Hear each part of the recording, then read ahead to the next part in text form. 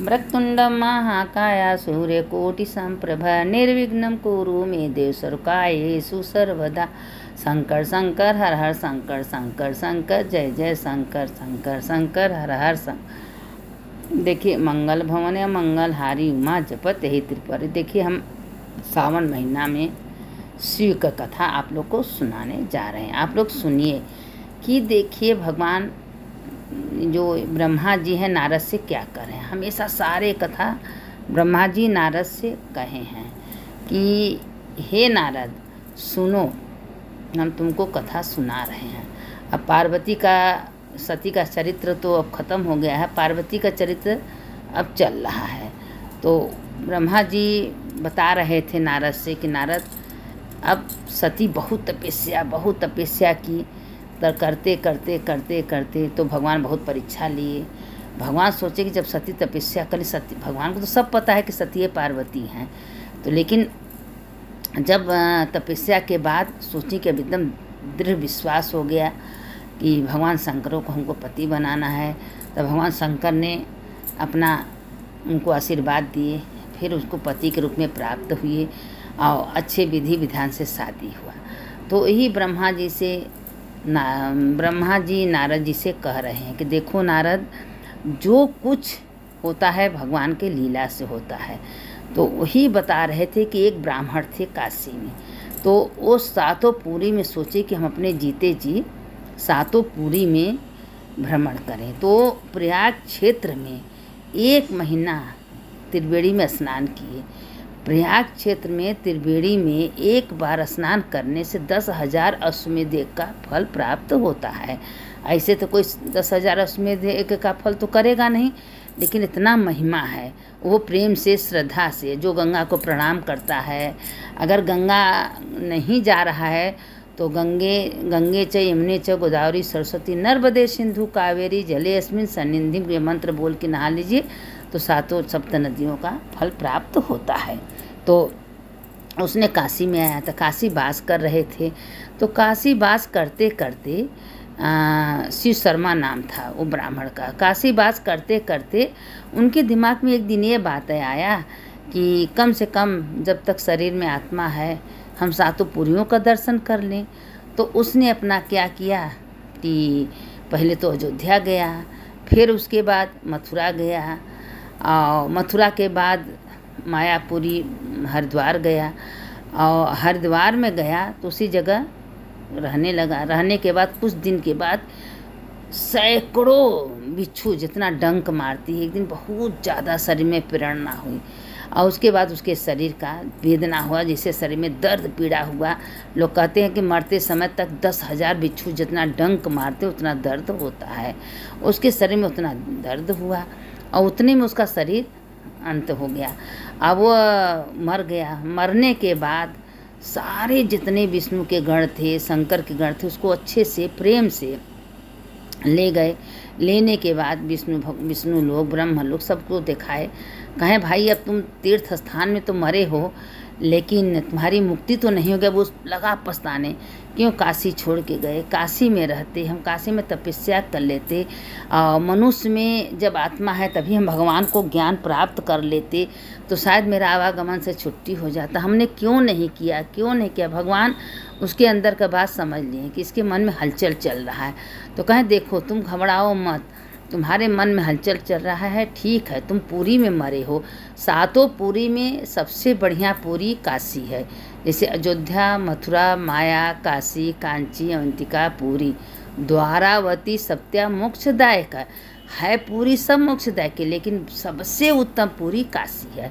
तो अब वो सोच रहा था कि माया में मतलब हरिद्वार में मरा था, कहीं क्षेत्र में तीर्थ स्थान में तुमको मरने से तुम तो अभी तक स्वर्ग भोगोगे, और उसके बाद तुम्हारा जो है जन्म होगा, उसके बाद तुम राजा बनोगे, बहुत दिनों तक राज करोगे, राज अपने बाल बच्चे सौंप दोगे, और सौंप के फिर तुम काशी में आओगे। और काशी में जब तुम आओगे तो काशी में तुम्हारा जो है जब तुम काशी में वास करोगे अपने मन दृढ़ विश्वास करके, जब तुम्हारा शरीर छूटेगा तब तुम मुक्त हो जाओगे।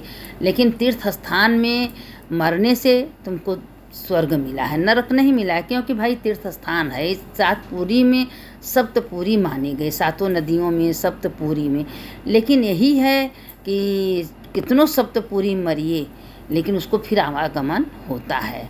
सबसे बढ़िया उत्तम पुरी काशी। एक बार काशी में शरीर छोड़ जाए तो उसका आवागमन से मुक्ति होता है। जितने भी काशी में मरते हैं लोग, जिसका शव अगर बाहर से भी अस्थि लिया कि लोग गंगा जी में बहाते हैं, तो मरने के बाद उसका जन्म काशी में होता है।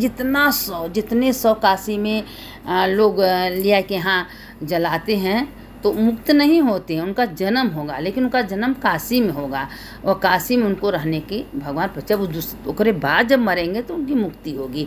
वो समय उनकी मुक्ति नहीं होगी, क्योंकि यह शास्त्र की बात हम कह रहे हैं। अपने मन से तो हमको कुछ आता ही नहीं है, न हमारे कोई ज्ञान है। तो इसीलिए कहते हैं कि करोड़ों अरबों का तपस्या आप लोग किए हैं, काशी बास मिली है, तो जितना हो सके अपने मन को दृढ़ विश्वास कर लीजिए कि मैं कौन हूँ, किस लिए आया हूँ। हमेशा ये कि हे बाबा विश्वनाथ, करोड़ों करोड़ों अरबों बार आपका धन्यवाद। आपके दिए घर में रह रहे हैं, आपका दिया खा रहे हैं, आपका दिया पहन रहे हैं।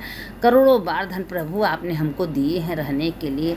और उसके बाद भगवान को पता है कि जब ले तुम्हारा अवधि है तुम रहोगे, और जब ये शरीर छूटेगा तो सब भगवान कहेंगे दूसरा कोई ले लेगा, क्योंकि तुम तो ईश करोगे नहीं, तुम्हारे समान दूसरा कोई लेता।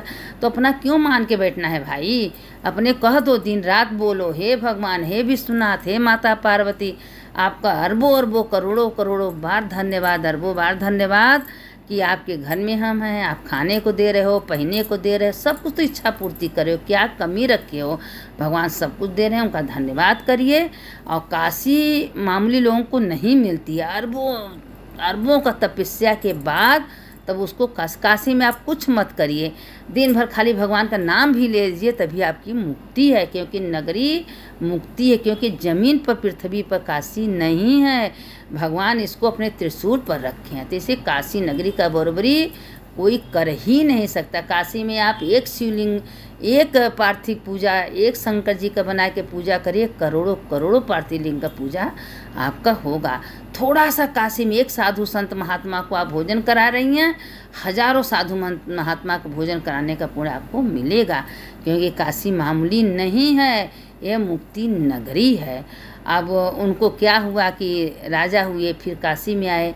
जब काशी में आए तो काशी में आने के बाद बहुत तपस्या किए, करने के बाद तो उनकी मुक्ति हुई। तो ही ब्रह्मा जी नारद जी से कह रहे हैं कि नारद जी, तीनों लोकों में, क्योंकि काशी माता पार्वती को बहुत पसंद है।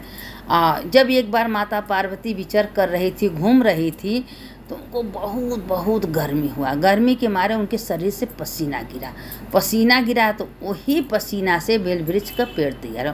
तो इसीलिए बेल वृक्ष में माता पार्वती, लक्ष्मी, काली, भद्रकाली सब वास करती हैं, क्योंकि माता के पसंद। भगवान भोले को बहुत पसंद है।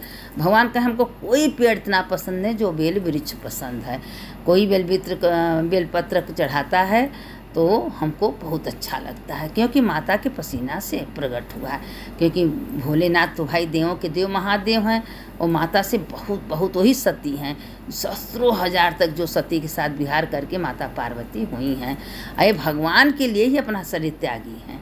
क्योंकि महादेव सती के सिवा कभी किसी को देखे नहीं हैं। तो गंगा माँ तपस्या की। गंगा कहें तुम्हारा इतना तपस्या है कि तुम मेरी अर्धांगिनी बनने जोग नहीं हो, तुम मेरे सिर पर बैठोगी। तो कहें कि गंगा जो कहता है कि गंगे गंगे यमुना नाम विष्णु लोके सर्वप्रिया, एक बार जो प्रेम से, श्रद्धा से, शांति से गंगा में स्नान करता है, उसको करोड़ों पाप तत्काल नष्ट हो जाते हैं। गंगा मामले जो गंगा का दर्शन करता है, गंगा को प्रणाम करता है, ये सब देखिए हम शास्त्र की बात ही बोल रहे हैं, यह सब मामूली नहीं है।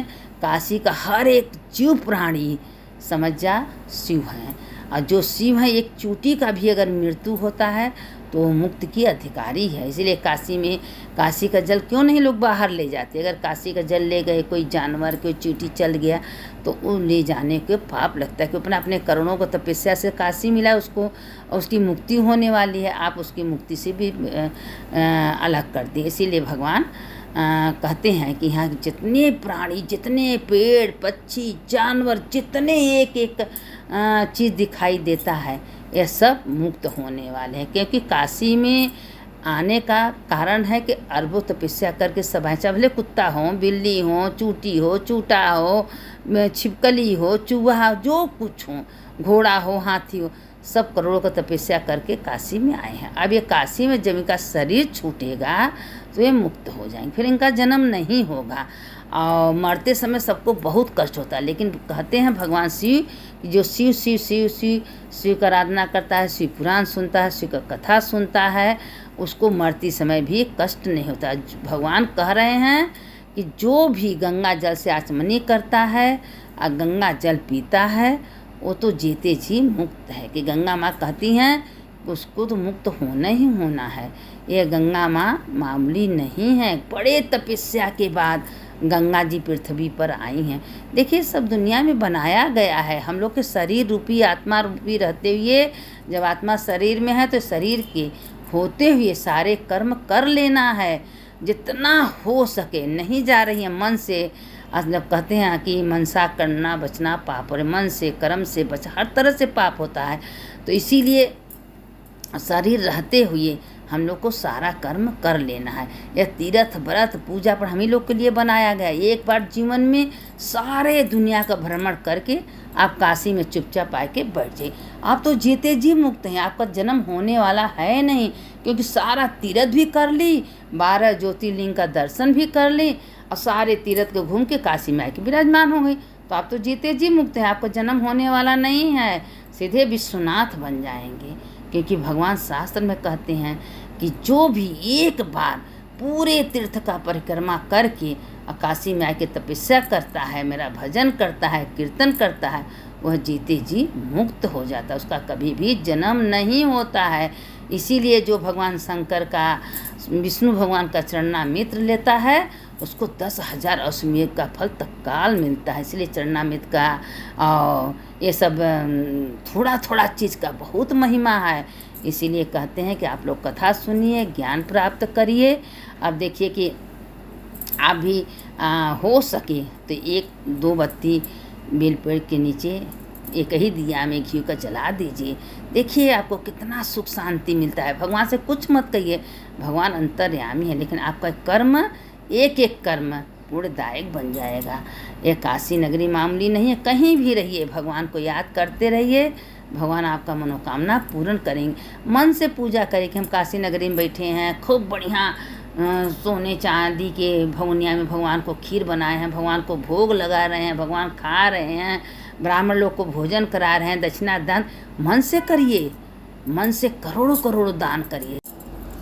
अब देखिए कि कथा तो बहुत अच्छी है, बहुत लंबी है। अब कथा जब हम कहने लगे तो 2-3 घंटा समय मिलेगा, तभी थोड़ा हो जाएगा। अब इसके आगे कथा हम आप लोग को कल भेजेंगे। और शिव पुराण का कथा सुनिए, सुनने वाले की जय, सुनाने वाले की जय। शंकर शंकर हर हर शंकर, शंकर शंकर जय जय शंकर। मंगल भवन या उमा जपत यही त्रिपुरारी।